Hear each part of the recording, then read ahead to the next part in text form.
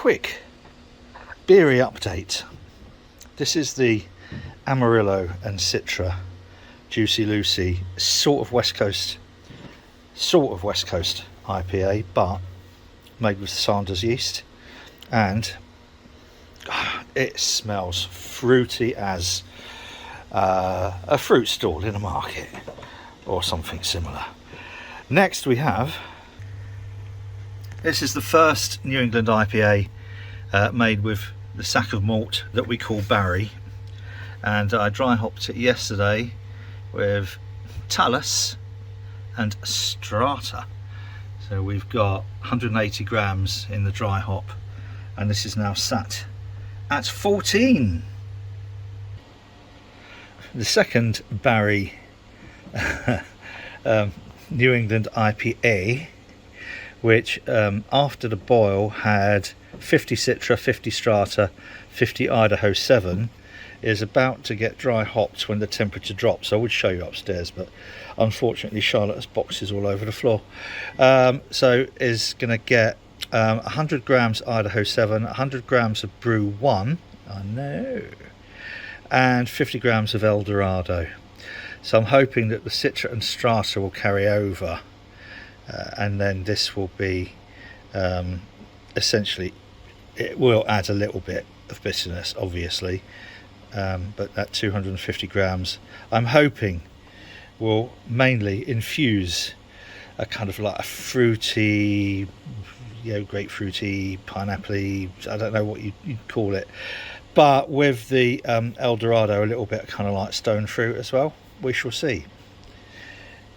Actually, I'll go up and show you. No, I won't. That's better. By the way, I'm not saying that we're overly protective, sorry, but Charlotte works with vulnerable people, I work with vulnerable people. The last I'd want to do is kill one of them if I accidentally passed COVID on. So we've been given lots of condoms, not condoms, lateral flow tests. Right, anyway, here we go. In here, let's try and show you this nice colour. So this is the second of the Barry's New England IPAs, and I just showed you what the dry hop schedule is going to be. This is almost down at 14 degrees, so I think in a minute I'm going to chuck dry hops in. And as I don't know if in one of the other videos I've mentioned that I've overbrewed this, because I'm hopefully going to chuck a little bit into a mini keg. And this, boys and girls, is the 5 Points Bitter. Yes indeed, which is now down at 1.013, so that makes it about 4.1% ish. I could work it out, but I can't be bothered. And it smells beautiful. Actually, all of these do. This one, so anyway, that I'm going to give it another day, then cold crash it. I've just ramped it up a degree to do a dice. Did the rest. This is that Brexit yeast, and crikey governor, didn't that go off? Whoom. And that's under pressure as well. If it weren't under pressure, it would have been all over in here. What I did was I took the gauge out. I set the spunding valve and I took the gauge out just in case it did all gum up, because you don't want too much gunk in your pressure valve. So I'm going to dry hop this now. It's actually 14-ish in here. We have dry hopped, and I think did a little bit of video telling you what we've dry hopped. Now the way I did it on this one, I didn't do the close transfer. All I did was take this off, undo this, crank that, quickly lift it off, chuck the hops in, chuck the hops in, put this back, and then whack some pressure back in there and burp it a few times to avoid any oxygenation. Brilliant. And that smell is fantastic. Fantastic. By the way, found these. And I'd forgotten where we put them, but Charlotte found them. And what they are, this is the little distiller I use for making water that I keep for adding to Star San. I don't, you little bastard. Get a tripod. Alright, so this is pops in there, and there's a little charcoal filter that goes in there. And so I'm going to clean this out because there's a bit of beer in there, because I tried distilling a little bit of beer to make some hand sanitizer. This was about 2 years ago, it didn't work. And I kept meaning to buy some of these, but never did because they're stupidly expensive. So I'll get one in there when I've cleaned it. So there we have, there's two of those little sachets, 2 in each one of these poly bags. You just stuff those in there and they act as a final filter. Not that with water you don't really get anything that you really need to filter out, but when I tried making that hand sanitizer, and that was 2 years ago, because it's 2 years ago this week, well 2 years ago last Wednesday actually, but 2 years ago that we entered lockdown, and I was panicking because again, you know, working a lot in hospitals, etc. I wasn't massively bothered about me catching it, but I was more worried about potentially passing it on had I been asymptomatic. So I was trying to make hand sanitizer, and then in the end we found a load in Aldi, can you believe, which they hadn't ramped the price up. So I gave up with trying to make hand sanitizer. It was messy and it was horrible, and don't try and distill beer because it's messy and horrible. And that is that. This is the Amarillo and Citra, which I've currently got carbing up in here. I've lost my little chart. I've got a little chart which goes, how much carbonation do you want? What temperature is it? What pressure you should use? I'll dig it out somewhere. Having a clean up. This is the Firmzilla that was in. We're calling that Juicy Lucy. I made it a couple of years ago. Bloody lovely. This time I've made it using different yeast. So yeah, we'll see how that turns out. Now here's a problem.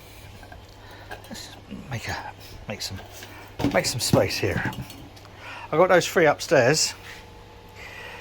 Sorry, I've got 2 upstairs and 1 down here. So I've got the 2 Barrys, Nipas, and I've got the 5 Points Tribute, which I'm going to put with a floating dip tube in one of these. That's my kegs, then finito. I've got 24 corny kegs.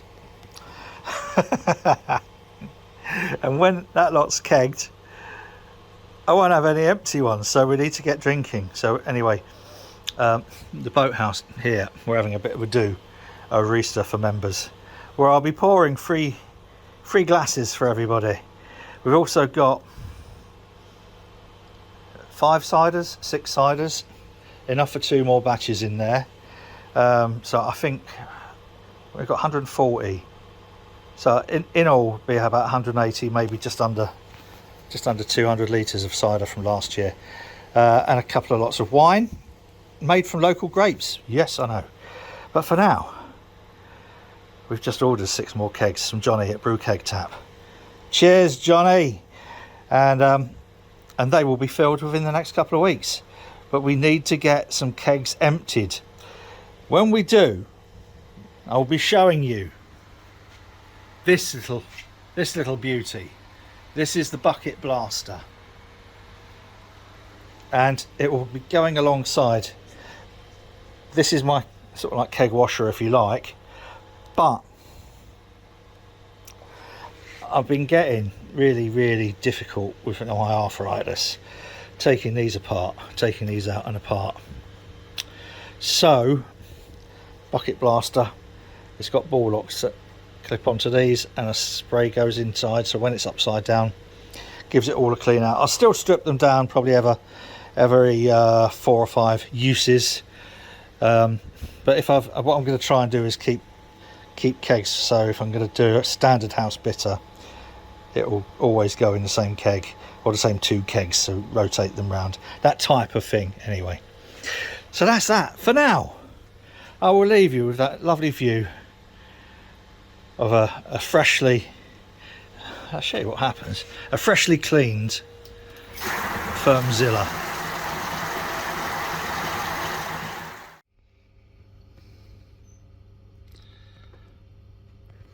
This is our living room, boys and girls.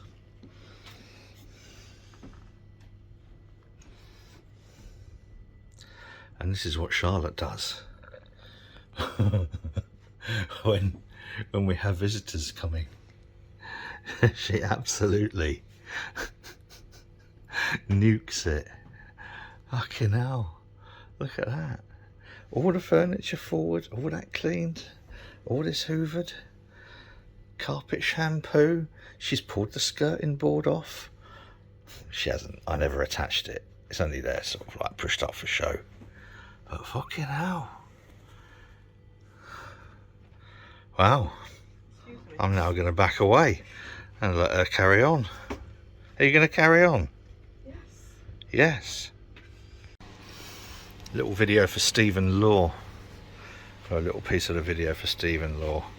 We're gradually opening this all out. Oh, that's dry. This, by the way, is the shower panel for the boat.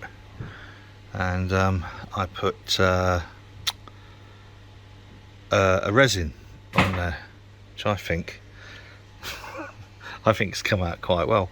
This is the bathroom door from Mustn't Grumble, which is always stuck, so I've actually given it a right good blast down, sand down, so there'll probably be a huge gap at the bottom now. Now this is FE's 4 and 5 fermentation fridges, 4 and 5, and in order to make some more space, those are going to go, that one's then going to go sort of over there, then that bench and the bench behind there will go over here, because these, no, yeah, something like that. Anyway,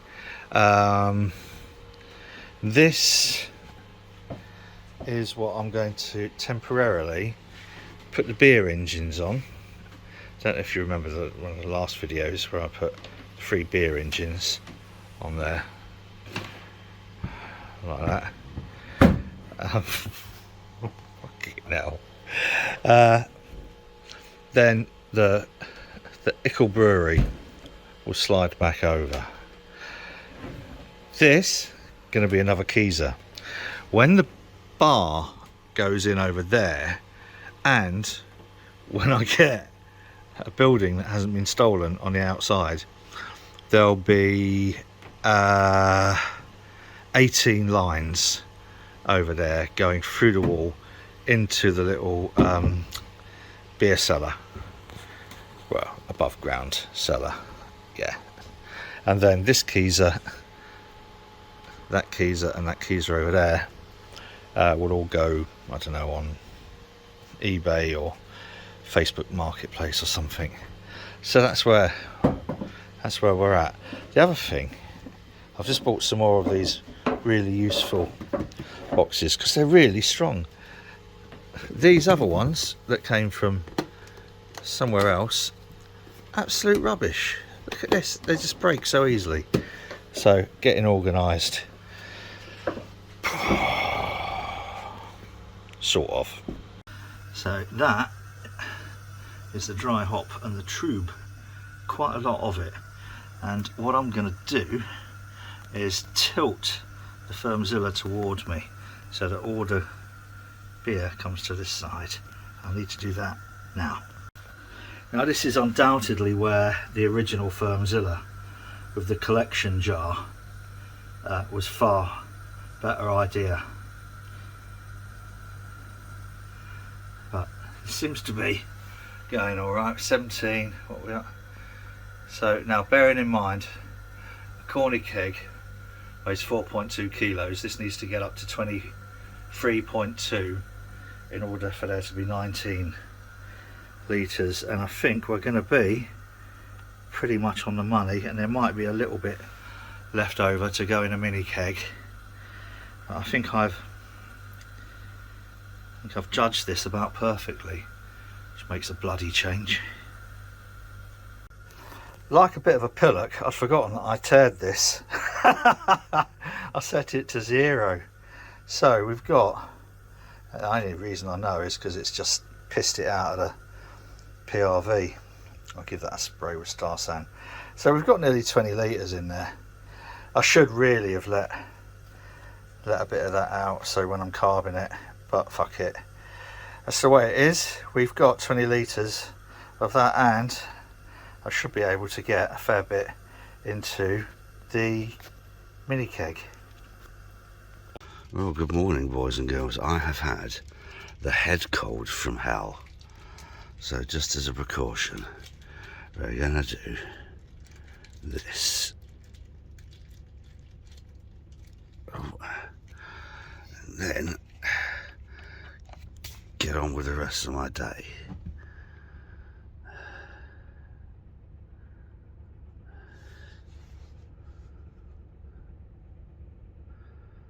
I'll speed this up on the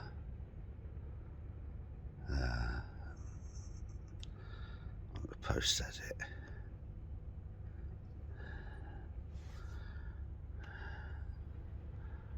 Oh, actually, that isn't very good.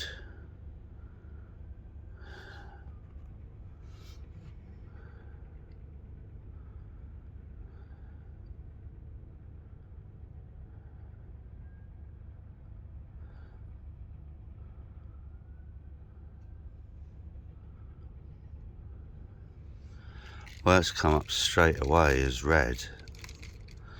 On the test, the control hasn't. The control's just starting to come up. I think that might be a positive test. Well, that's a shit. Definitely a shit. We'll do another one, shall we? It came straight up. That came up a bit quick. No, Martin, you've tested positive for COVID. Let's come up a bit quick. I demand a second opinion, and I'll do 3 if I need to. Mind you, if this comes back as positive, I think we'll say it's a positive result, which I'm not overly happy with, I'll tell you now. Fuck's sake.